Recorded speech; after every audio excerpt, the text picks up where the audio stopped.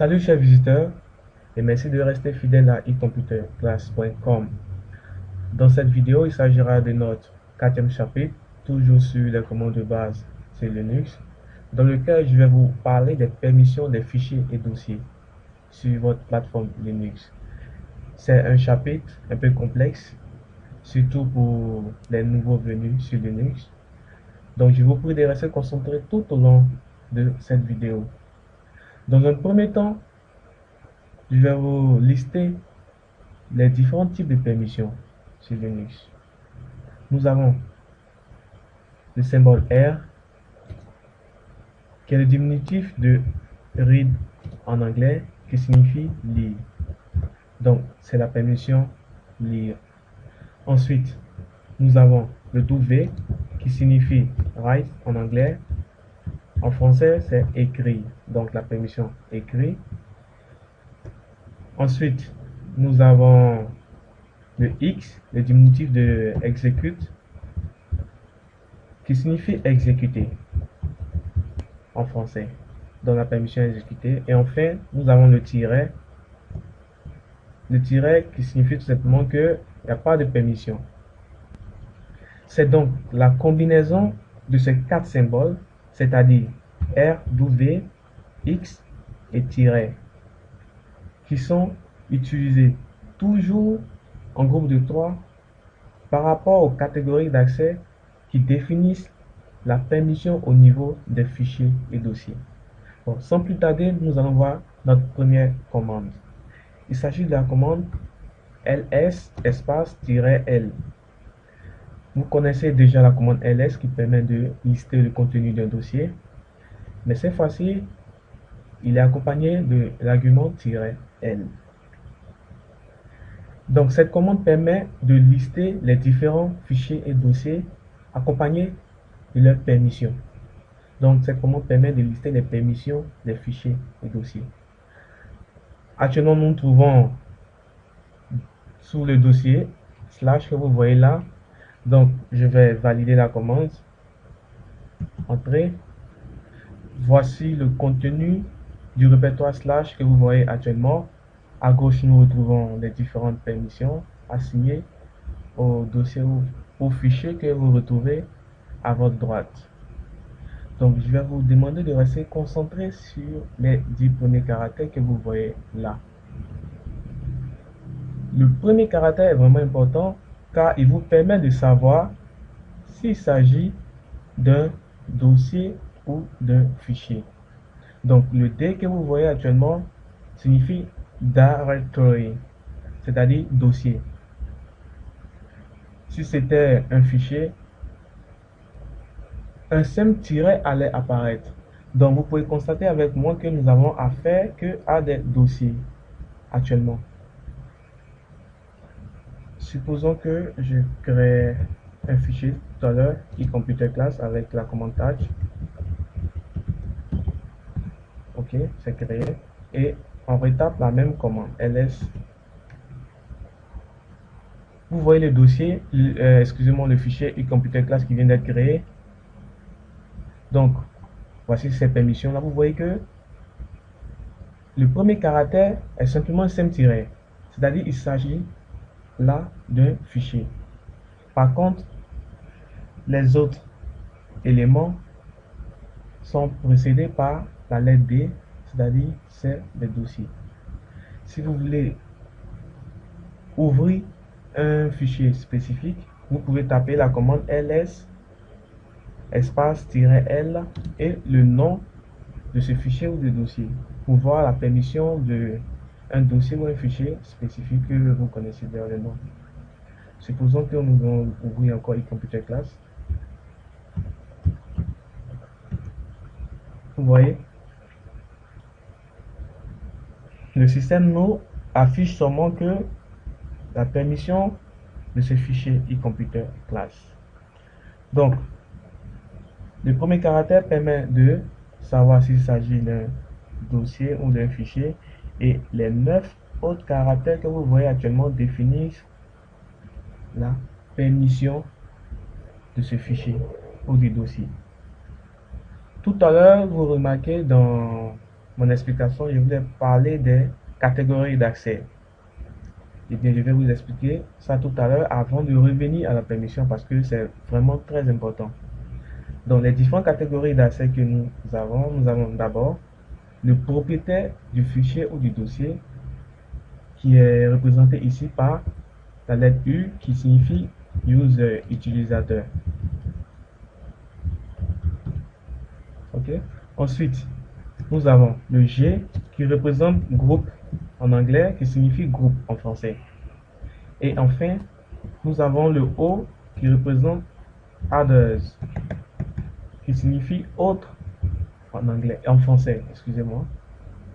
Revenons à la permission, comme je vous l'avais signifié tout à l'heure. Dans le 9 caractères qui représentent la permission, les trois premiers que vous voyez actuellement sont attribués à l'utilisateur, c'est-à-dire le propriétaire du fichier.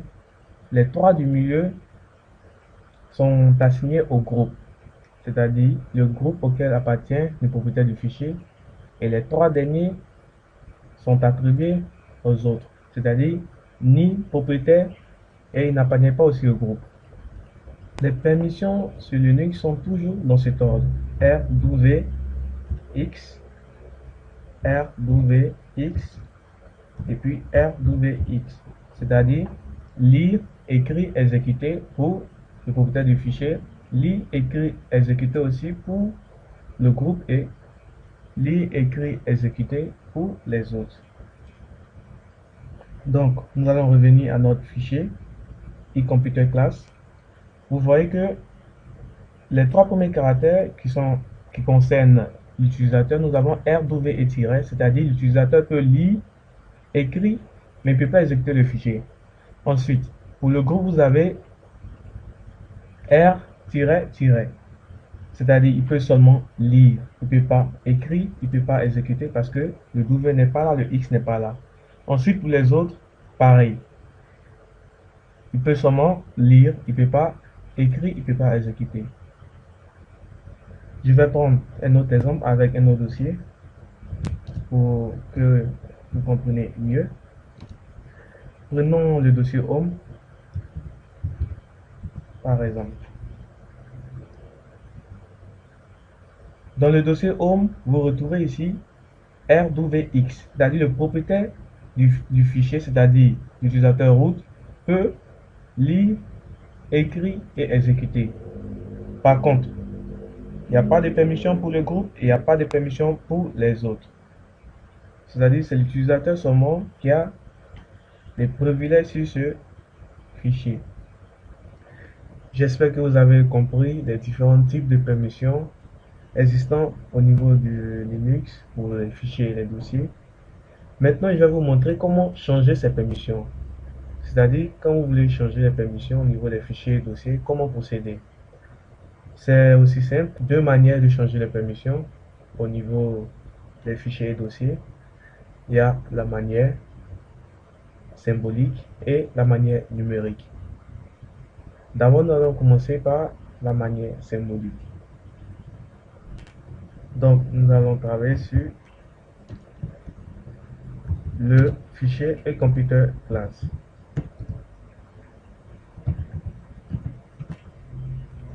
Comme vous pouvez le constater, pour le fichier eComputer class, nous retrouvons la permission lire et écrire pour l'utilisateur, c'est-à-dire le propriétaire du fichier qui est le root. Ensuite, nous avons la permission lire pour le groupe et pour les autres. Donc, supposons que nous voulons attribuer la permission exécuter pour l'utilisateur et la permission écrire pour le groupe et aucune permission pour les autres. Comment procéder? Donc, c'est aussi simple. La commande que nous allons utiliser, il s'agit de la commande chmod espace, ensuite la lettre U qui représente l'utilisateur, puisque nous voulons ajouter, exécuter, donc on va utiliser le signe plus qui permet d'ajouter une permission, X qui représente exécuter, Ensuite, la lettre G qui représente le groupe, nous voulons ajouter là aussi la permission écrit. Donc, plus d'OV. Et enfin, la lettre O qui représente les autres. Donc là, nous ne voulons aucune permission pour les autres. Donc, je vais enlever la permission les qui existait avant, c'est-à-dire le R.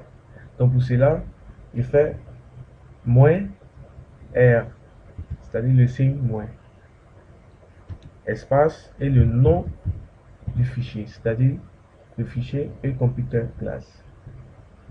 Je vais valider cette commande et je vais voir encore les permissions de computer class et vous verrez que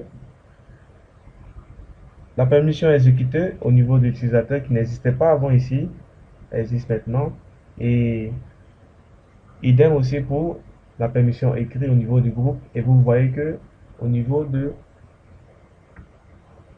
des autres, il n'y a aucune permission. Donc c'est de cette manière vous pouvez changer les permissions au niveau de votre système Linux de manière symbolique en utilisant les lettres U qui représente l'utilisateur, G qui représente le groupe, O qui représente les autres. Vous utilisez les symboles plus, moins pour ajouter ou enlever. Donc nous allons passer à la manière numérique. Comment changer les permissions la manière numérique? Linux a assigné les chiffres 4, 2, 1 aux différentes permissions R, W, X que vous connaissez déjà. Donc la lettre R qui représente la permission lecture est égale à 4. Ensuite W égale à 2 et enfin X égale à 1. Donc vous convenez avec moi que le total de ces trois chiffres nous donne 7.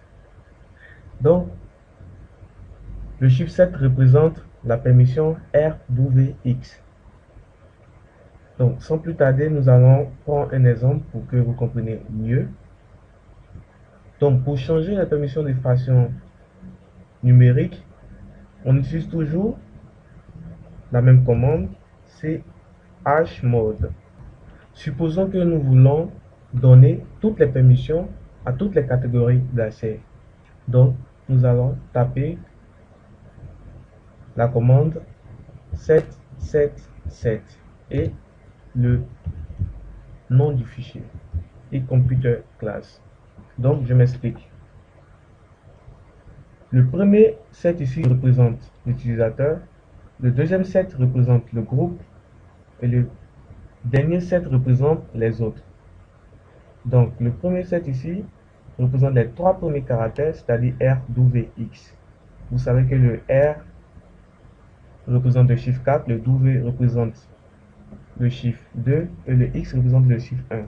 Donc c'est le total qui nous donne les 7 ici. Donc 7 pour l'utilisateur, 7 pour le groupe et 7 pour les autres. C'est-à-dire nous donnons toutes les permissions à toutes les catégories d'accès. Nous allons valider cette commande et vous allez voir. ls l et computer class.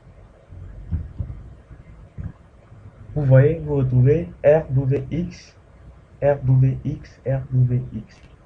C'est-à-dire tout le monde peut faire tout sur ce fichier et computer class. Je vais prendre un autre exemple pour que vous compreniez davantage. Toujours la commande chmod. Supposons que je veux seulement donner la permission écrite au groupe et pas de permission aux autres. Donc, ce que je dois faire, toujours 7 reste intact parce que je veux garder les mêmes permissions au niveau de l'utilisateur. Je vais seulement donner la permission écrite au groupe. Donc, puisque la lettre W représente le chiffre 4, le chiffre 2, pardon, donc je vais taper 2 au niveau du deuxième chiffre et je ne vais pas de permission pour les autres. Donc, je mets 0. Et le nom du fichier est computer class vous validez. Encore ls, l, et computer class. Vous voyez, je n'ai que seulement la permission écrite pour le groupe et je n'ai pas de permission pour les autres. Donc, c'est de cette manière vous devez combiner les différents chiffres par rapport à la permission que vous voulez donner. J'espère que vous avez aimé cette vidéo. Vous pouvez laisser vos questions et commentaires juste en bas de la vidéo. Merci d'avoir visité ecomputerclass.com.